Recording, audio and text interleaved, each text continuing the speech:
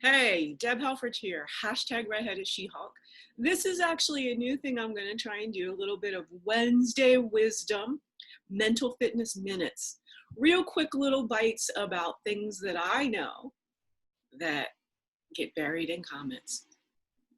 Recently, I came up and out, I'd been thinking a lot about pivoting the term neurodiversity into neuro-complexity.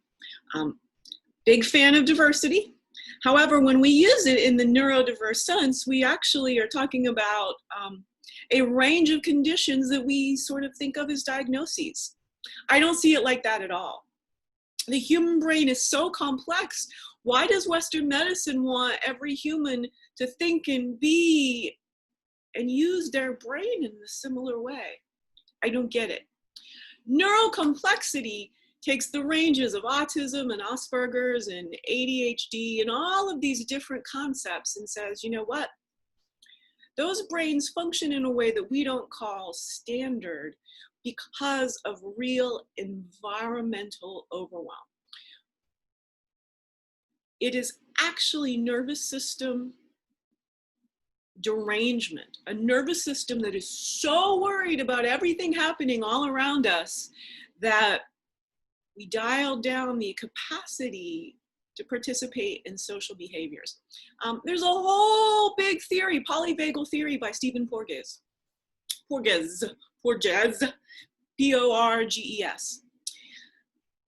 I have discovered the philosophical hypothesis of bioelectricity, which really works very, very parallel to the polyvagal theory.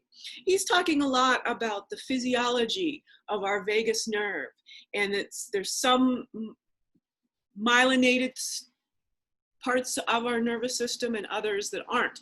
That over time, evolutionarily, our nervous system has some that is amygdala driven, that is very, very rapid, but blunt and really not complex. And then other parts of our nervous system has to do with real complex human interactions. When you are a person living in an environment that stresses you out, which for nearly all of us, air quality is completely in our blind spot.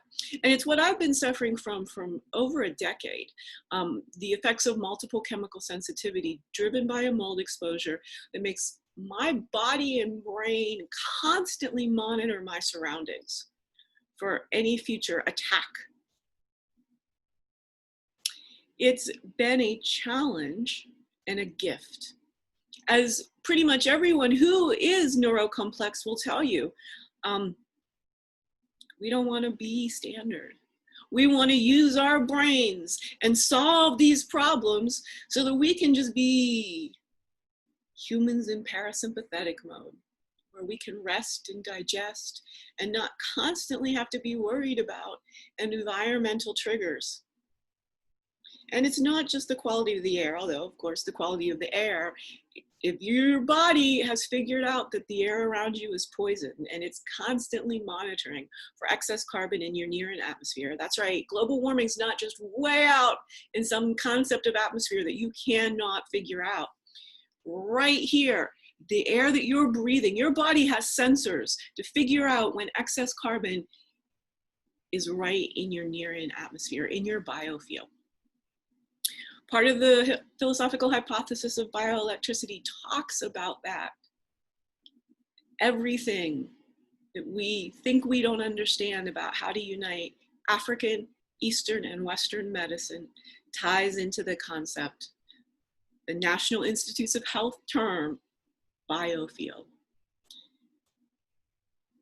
We are such visual humans, back again to our physiology and how we function. We believe things only when we see them. Yet somehow we believe that we do breathe air and that it's mostly nitrogen and it should be only a very tiny bit of carbon. And over the last 120 years of industrialization, that ratio has went, and our bodies are not happy with it.